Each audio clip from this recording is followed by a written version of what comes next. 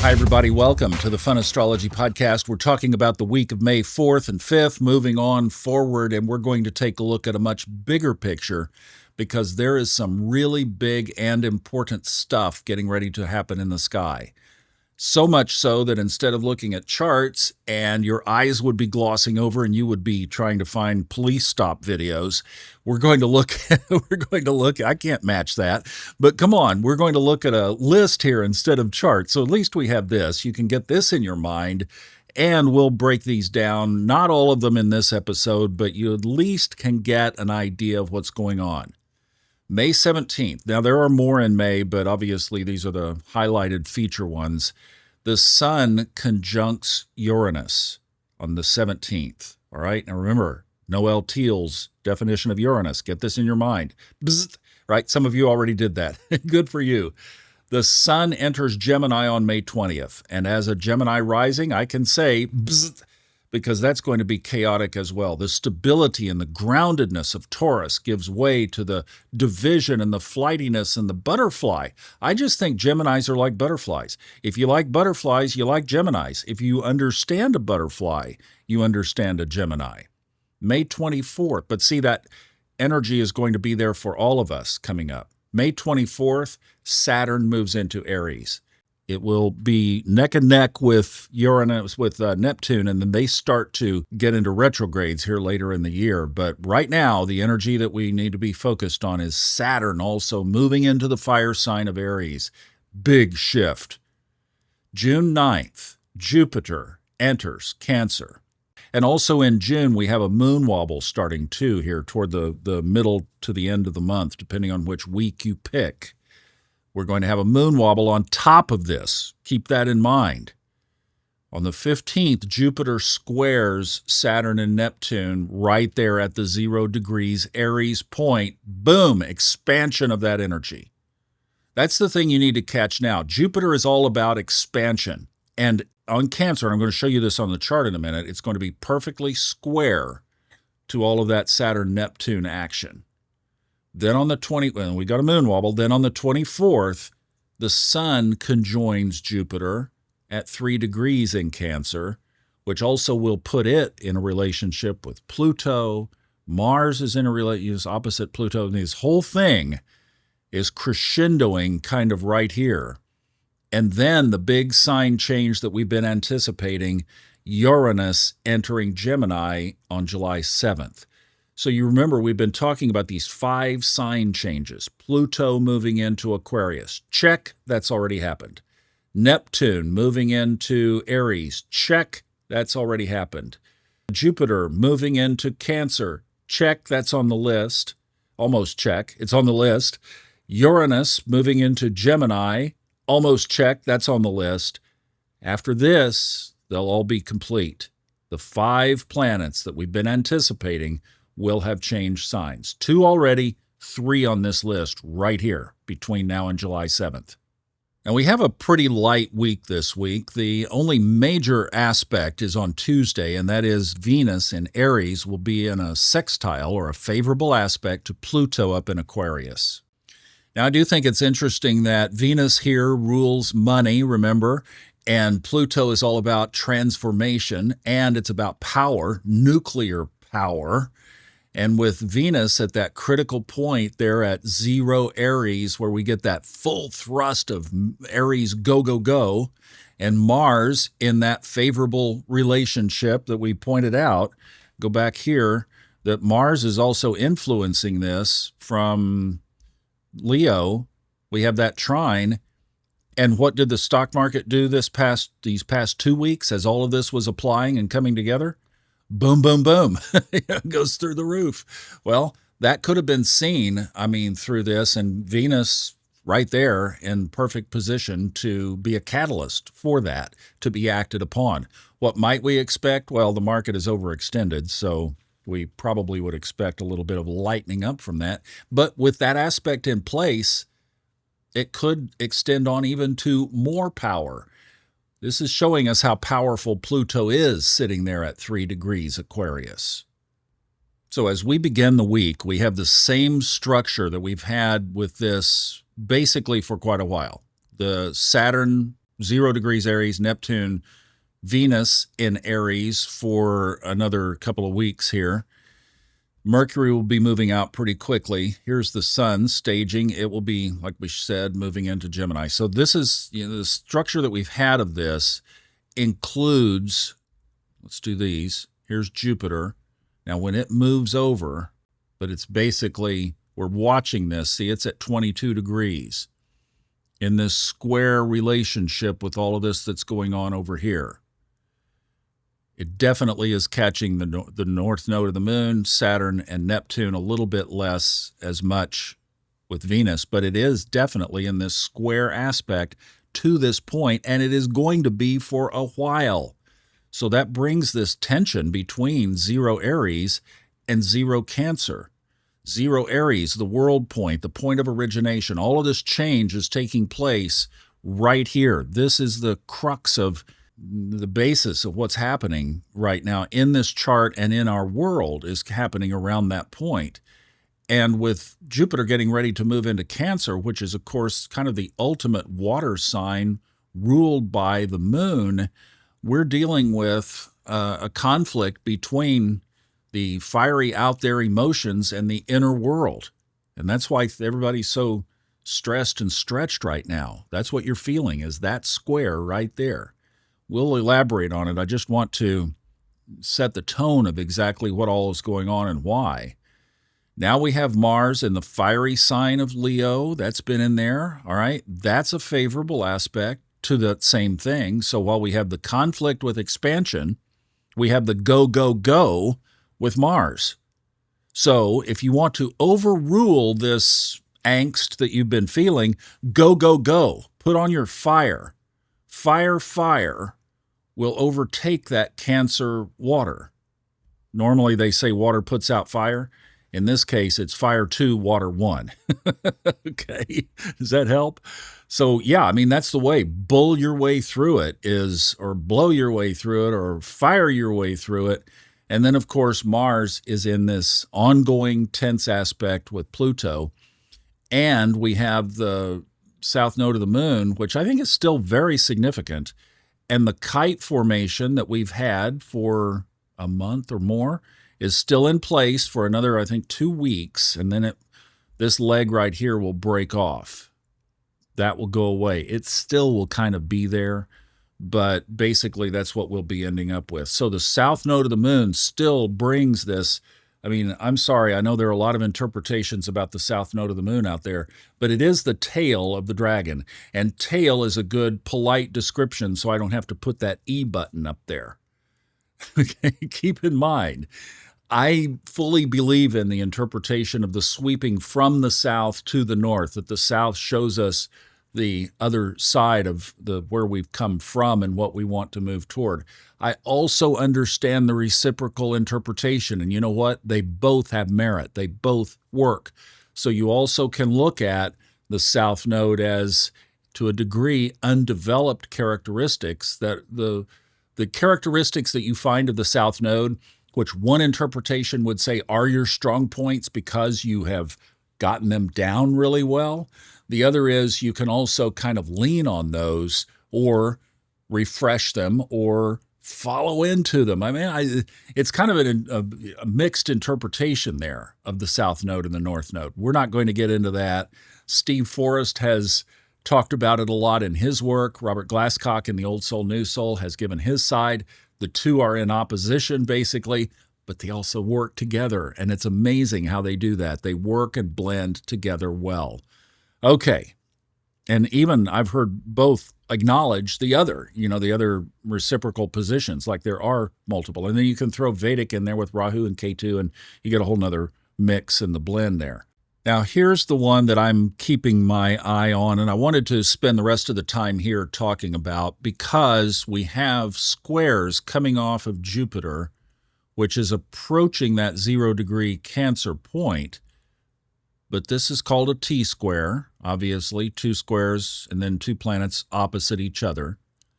And remember, we have the sun moving toward it, and we have bzzzt getting ready to change signs. So bzzzt being in that position is an extra powerful territory as well.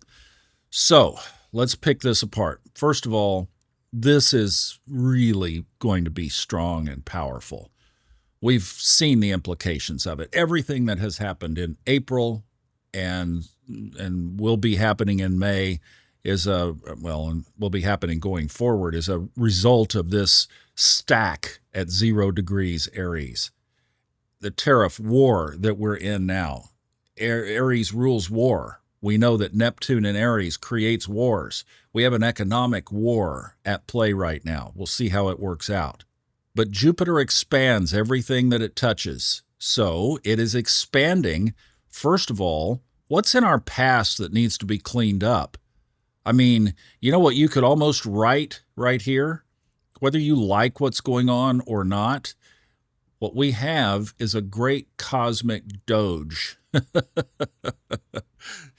Because what this is saying is identify and clean out things that don't work.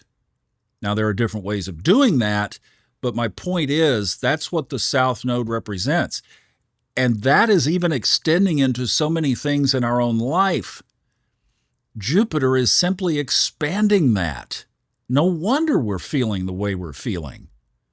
So we have the tension. I mean, let's not sugarcoat a square aspect between these powerful planets.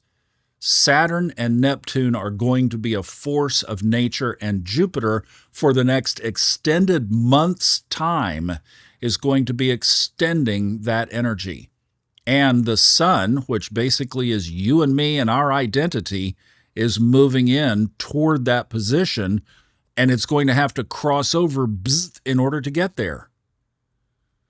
So do you see why I'm keeping an eye on the structure of this? And look, I try to pick the positive things that we can talk about. There's a lot of good stuff in there because what it's doing is it's shucking the old stuff so that the new kernel can come out of the shell and grow and blossom. And I think that's, as we've said all along through this whole process, on my podcasts, on our level ups and everything that we've been doing, that this is going to be a time of positive change for the collective and for you and me.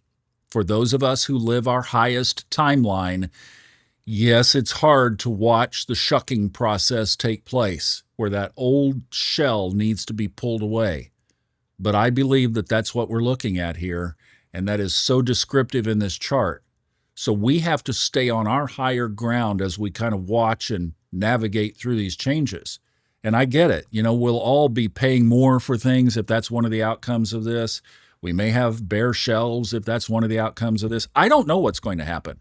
Listen to what Ray Merriman said on Saturday. I think that's as good of a throw as any. I'm not going to argue with a guy that's been doing this for 50 years and is looking into the sky and coming up with excellent interpretations. He thinks it could go either way, maybe positively. And I think he was kind of tilting, like maybe that's the most positive outcome. But he did end the newsletter by saying, I might just do that old maxim in the stock market, sell in May and go away. In other words, the risk of is going to be a little bit high right now. Can you not see that? So remember, the chart has this beautiful picture of as these old things are being transformed, there's transformation, there's the old positively. Another positive aspect to this big cluster of idealistic changes that are taking place. These are the revolutions. This is when the Berlin Wall fell. These are the major shakeups that Neptune and Saturn and Aries have caused in the past that we're certainly seeing now. We're not just, saying, I don't talk politics a lot, but we're not the tariffs kind of a shock? Like however you feel about it. But all of these are positive aspects. And that chart right there, don't forget that image, that everything is connected together positively. And that is exactly how I've been processing this for myself. That through the miracle of space and time, that I was born in this time, in this place, at this age, and all the journey in between, to be in this spot, and so have you, exactly the same, so that we can be leaders of this new high timeline movement of those who value love more than fear and peace over anger, and that we are going to be the ones to say, with whatever's going on around, the changes are going to be okay, and we're all going to have intuitive guidance through it because Jupiter is moving into Cancer. So while all of this is going on, all of the buzz going on around us, we're going to have that special connection with the moon because the moon rules Cancer and Jupiter magnifies. So Jupiter is going to be magnifying everything about the moon that we love. The beauty of the full moon, which we'll have next week, and the amazing changes, the tide going in and the tide coming out. In other words, we don't have to get locked into anything over this next year. We can change with it. Gemini now, Jupiter in Gemini now, change. Jupiter in Cancer, change, right? Like, don't get locked into anything. And that's how I've been processing this, and I'm actually excited about it. Tracy Arnold is here with us again this week, and she has some thoughts of her own on how we can integrate and implement this for ourselves. Hi, Tracy. Hi, Thomas and Fun Astrology Podcast friends. This week, the theme is I value versus my value. Now, we have been working on what our goal is for the future, aligning with our authentic true self and creating that positive life that we want. So we planted seeds of intention at the new moon last week, and now on May 4th at 9:51 a.m., we have Leo first quarter moon squaring Taurus sun. This brings in the tension between flair and simplicity. Leo moon is activated. It's exuberant. It wants to have fun. It wants to go out. It wants to be seen. With the Taurus sun and a focus on comfort, stability, and simplicity, that can be feeling like, a tug of war. Which way do I go? The idea of creating stability, comfort, and less stress is so that we have more time for the things we enjoy. So maybe this is a call to go have some fun. We have to have fun. That feeds our soul. It helps us to have momentum moving forward. So where does the I value come in? It is in that true, authentic knowing of what we value moving forward so that we stay on track with that new moon intention that was aligned with our authentic values. The my value comes into play when we are in a process of changing, of evolving. We can become worried about what other people will think, how they will perceive us. Our perception of our value is always going to be different from somebody else's. And in all honesty, if your friends are true friends, they're going to be supportive of anything positive you do. They're going to want the best for you. If they're not being supportive, you have to question where the gap is. Is it because they don't know what to do with you?